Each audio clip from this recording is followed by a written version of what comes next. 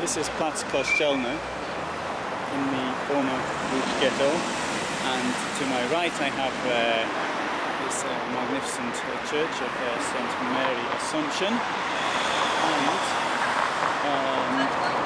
here in front of me now,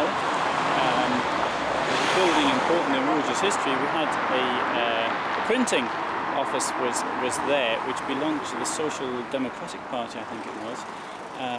This is in times of the Russian period, 1905-1907. There was a time of a great deal of upheaval and strikes, and which led to even organisations which I think could be called terrorist, even, which workers' rights things, but these were people, Koscielny, Robotników, I think it's called, the workers' avengers, something like that, and they killed policemen and business people and things like that. And very little is actually known about them. Turning to the ghetto here, this is Łódź Ghetto, and on this street, just in front of me, oh sorry, about 100 metres down there, there was a bridge, which is probably one of the better known things from the ghetto, and the street itself was outside the ghetto, but the both sides were in it.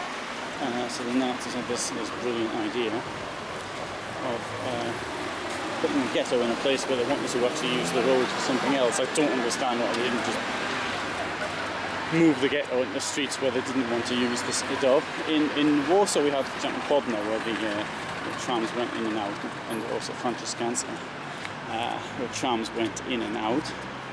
And Warsaw had the year also closing them off. But here they had the idea at the very beginning, April 1940, they were going to have, this is the ghetto, that is not the ghetto, it's on the other side of the ghetto again.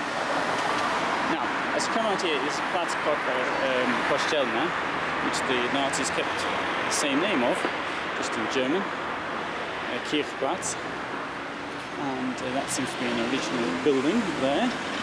And I don't know if the numbers are actually the same, but now in number 2 to 4 there was a ghetto administration was here.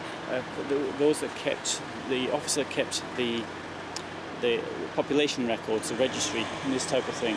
So obviously you'd want to be on that when it came to getting your food rations, but when it came to deportations, then that's where they took the records from. There was also a building here where the chronicle of the Łódź Ghetto was actually kept, and we have this largely intact, and we can read daily accounts of what happened, and this gives quite a lot of insight as to what happened. This was in one of the top floor here somewhere. I don't know exactly where. There was also a rabbinical college here, which came to an end around the mid-1942. Obviously, it was probably just before the deportations of May 1942. But we do know that, for example, on one day just before the deportations happened, there was around 44 weddings that took place, and 44 weddings in one day because people were frightened of getting separated in the deportation process, so they wanted to do something. And this is something we see in Warsaw Ghetto as well. And above all, it would seem that it was the men trying to worry to get their girlfriends married as quickly as they could. I think they knew that, certainly by this wave of deportations, that deportation meant death. Later, from the 4th of June 1942, the church behind me was used as a store for materials, clothing largely, taken from the Chełmno death camp. So it had been taken from here, from Łódź, to Chełmno by people who were being deported and taken back here by the Nazis for their own nefarious purposes. And that must have given the game away.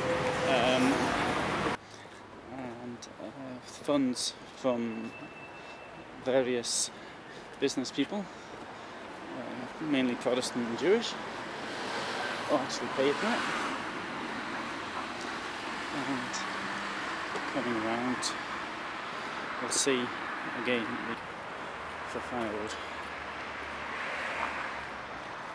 And there you have Plac Koscielny.